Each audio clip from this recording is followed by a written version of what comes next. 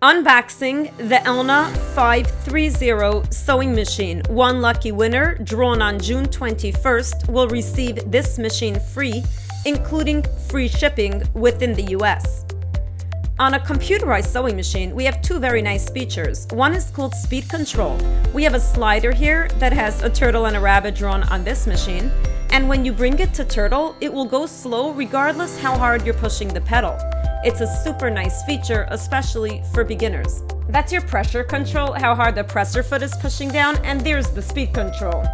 The other nice feature is the needle up and down. Every time you stop sewing, the needle is in the perfect place out of the fabric on the way down, the perfect place.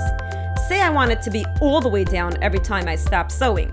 Hold the needle up and down button and turn on the power while you do that. It says up because the needle is always up, yet on the way down.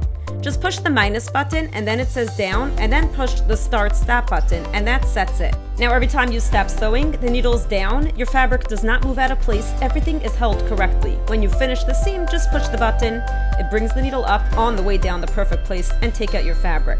We can adjust the stitch width, the stitch length. You can bring the length all the way down to 0, which we use for sewing on buttons by machine.